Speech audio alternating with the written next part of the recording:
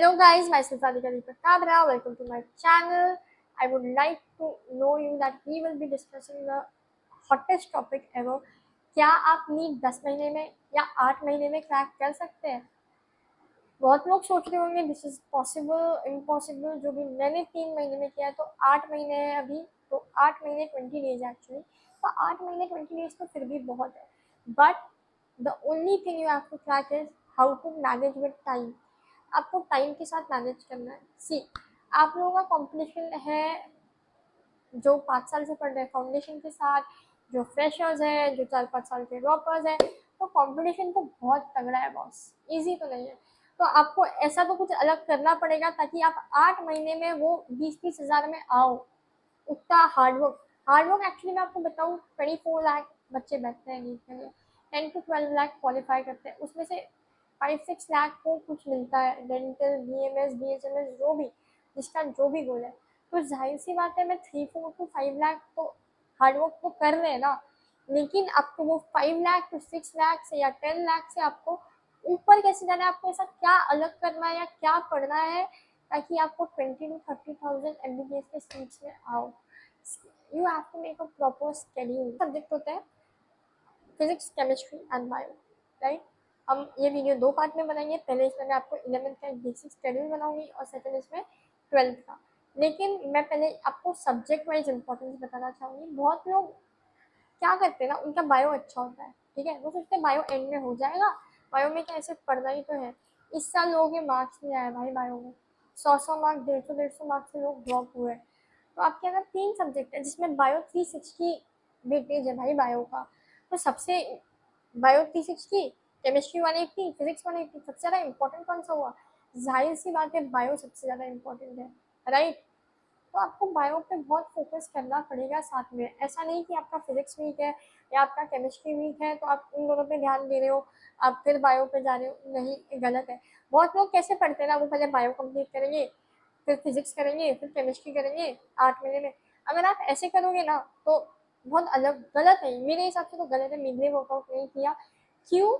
क्योंकि क्या होता है ना, अगर आपको मॉक टेस्ट ना साथ में देने तीनों सब्जेक्ट के, राइट। आपके पास पहले ही 8 महीने है, ठीक है, तो 8 महीने में अगर आप स्टार्टिंग से साथ में देना करोगे, साथ में सब मैनेज करना सीखोगे, तो ही आप आगे जाके रिवाइज कर पाओगे, वरना रिविजन में बहुत प्रॉब्लम आएगा। इवन टेस्ट देने में, मतलब आप मॉक टेस्ट या मतलब तब आप पहली बार 3 सब्जेक्ट साथ में दोगे तो वो गलत है, तीनों साथ में लेके चलना है, ठीक है। अब 3 सब्जेक्ट में मैंने आपको बताया है कि बायो बहुत इंपॉर्टेंट है। बायो पे आपको उतना ही फोकस करना है अब जितना आपके आप वीक टॉपिक पे फोकस करते थे। लोगों का फिजिक्स वीक होता है, वो फिजिक्स पे ज़्यादा ध्यान देते हैं, केमिस्ट्री पे ज़्यादा देते हैं, जिसका केमिस्ट्री वीक है, बाकी के 2 सब्जेक्ट चले जाते हैं। और अगर आप फिजिक्स केमिस्ट्री दोनों पे ज़्यादा ध्यान दोगे और बायो गया तो फिर सब गया। पास है 8 मंथ्स, सितंबर, अक्टूबर, नवंबर, दिसंबर, जैन, फेब, मार्च, अप्रैल, ठीक है, 8 महीने। आखिरी के जो 2 महीने that is March and April, तब तो आप कुछ भी नया पढ़ने का भूल जाओ। फेब तक you have to cover your syllabus. Feb actually Jan तक होना चाहिए, Feb is a buffer thing, क्योंकि मार्च और अप्रैल में आपसे मॉक टेस्ट देंगे, mock test revision, mock test revision, mock test revision. कुछ नया नहीं पढ़ना है, जो टेस्ट से नया आ रहा है बस वही, उससे ज़्यादा कुछ नया नहीं कि आप नए चैप्टर्स कर रहे हो, नहीं। आखिरी के 2 महीने मॉक टेस्ट और रिविजन नहीं जाने चाहिए। तो बचे 6 महीने, 8 में से 2 गए, बचे 6 को हम 3 और 3 में डिवाइड करेंगे, 3 11th के लिए और 3 12th के लिए। अब आज मैं आपको 11th का बताऊंगी, कल मैं आपको 12th का बताऊंगी। तो पहले 3 महीने में हम पहले डिस्कस करते हैं। पहला सब्जेक्ट है बायो, ठीक है।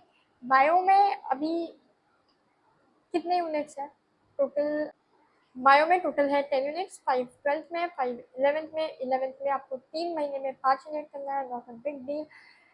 देखिए बहुत लोग क्या करते हैं ना, बायो 2 महीने में कंप्लीट करते हैं। अगर आप ढंग से पढ़ना चाहते हो ना भाई, थोड़ा टाइम लो पर अच्छे से पढ़ो, अच्छे से पढ़ो। तो ये जो 3 महीने है ना, इसमें फर्स्ट मंथ में 5 यूनिट्स है, तो फर्स्ट मंथ में 2 यूनिट, सेकेंड मंथ में 2 यूनिट या 2.5 यूनिट, ठीक है। तो ये जो लास्ट का मंथ बचा है ना, इसमें आपको ये जो 2 पढ़ा है ना, ये रिवाइज करना है, ठीक है। ये 2 मंथ में जो भी पढ़ा है वो आप लास्ट मंथ में रिवाइज करोगे, प्लस अगर आपका ये यूनिट्स बच जाते हैं तो भी आपको लास्ट मंथ में करेंगे, बट एक बार रिविजन करना जरूरी है बायो का। ठीक है। केमिस्ट्री में टोटल होते हैं 20 चैप्टर्स या 20 यूनिट्स बोलूँगी मैं। 20 यूनिट्स पूरे 11th 12th के मिला के हैं, जिसमें से 11th में ये वाले चैप्टर्स फिजिकल के हैं, ये वाले इनऑर्गेनिक के हैं और ये वाले ऑर्गेनिक के हैं। ठीक है, ऑर्गेनिक में 2 होते हैं, इनऑर्गेनिक में 3 होते हैं और इसमें 6 से 7 होते हैं। ठीक है, तो अभी आपको क्या करना है, ऐसा नहीं कि पहले आप फिजिकल कर रहे हो, फिर इनऑर्गेनिक कर रहे हो, फिर ऑर्गेनिक कर रहे हो। टेस्ट के अकॉर्डिंग जो सिलेबस है ना, आप उस हिसाब से पढ़ेंगे। अगर आप अपने हिसाब से पढ़ रहे हो, अगर आप टेस्ट नहीं दे रहे हो, आप एंड में दे रहे हो, तो फिर मेरे हिसाब से आप तीनों साथ में पढ़ो। जैसे मैं आपको बोलूँगी 3 महीने हमारे पास, राइट, ये 6 चैप्टर्स है। ठीक है, 2 चैप्टर पर मंथ फिजिकल का ले जाए। 2, अगर आप 3 भी ले सकते हो तो 3 ले लो, 3 चैप्टर्स। ठीक है, हमारे पास है total 6 to 7 chapters. So 3 chapters आपको पर मंथ लेना है, तो 2 महीने हो गए, 3rd मंथ रिविजन के लिए जाएगा। इसमें साथ में आपको एक एक चैप्टर, देखिए 1st मंथ में फिजिकल इजी होगा, तो इसलिए आपको 2 चैप्टर इनऑर्गेनिक करना है, और इस मंथ में आप 1 चैप्टर इनऑर्गेनिक का करिए और ऑर्गेनिक का 1 चैप्टर 2 चैप्टर। ठीक है, 3rd मंथ में आपको रिविजन करना है पूरा। अगर आपके टेस्ट के शेड्यूल के हिसाब से देखेंगे तो भी मैं आपको बोलूँगी कि इनऑर्गेनिक बहुत लेट आएगा, लेकिन आपको स्टार्टिंग से पढ़ना है। लोग क्या बोलते हैं ना, इनऑर्गेनिक लास्ट में पढ़ना चाहिए, बट मैं ये बोलूँगी आपको लास्ट में कब पढ़ना चाहिए, पहले आप 1-2 बार पढ़ तो लो, उसके बाद आप लास्ट में पढ़ो। ठीक है, 3rd मंथ मैं रिविजन के लिए क्यों बोल रही हूँ, अगर इन सब में से कुछ बच जाता है तो वो 3rd मंथ में जाएगा, प्लस ये सबका रिविजन होगा। अब साथ साथ में आपको फिजिकल, इनऑर्गेनिक और ऑर्गेनिक के शॉर्ट नोट और फॉर्मूला शीट सब बनाना है 11th का, क्योंकि जब आप 12th का पढ़ोगे तो आप ये शॉर्ट नोट से रिवाइज कर पाओगे आपने 11th में क्या पढ़ा था। आपके पास टाइम कम है, ठीक है, आपको यूटिलाइज उसको बहुत अच्छे से करना पड़ेगा। उसके बाद लेट्स गो टू, या 3rd मंथ में ना weightage wise topic, 3rd month में भले आप वेटेज वाइज पढ़ लो, ठीक है, बट स्टार्टिंग से आप वेटेज वाइज मत पढ़िए। बहुत लोग बोलते हैं, अच्छा बहुत लोग बोलते हैं कि वेटेज वाइज पढ़ना चाहिए।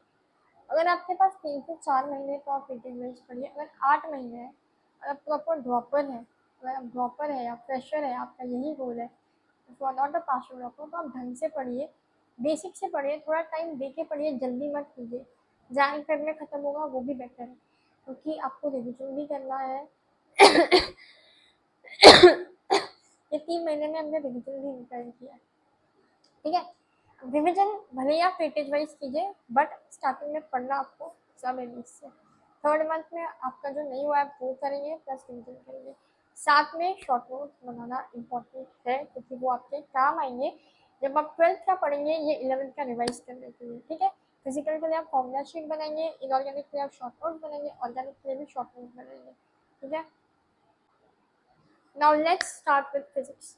फिजिक्स में टोटल होते हैं आई गेस, हाँ 10 यूनिट्स है। ठीक है, 3 यूनिट्स 3 मंथ है।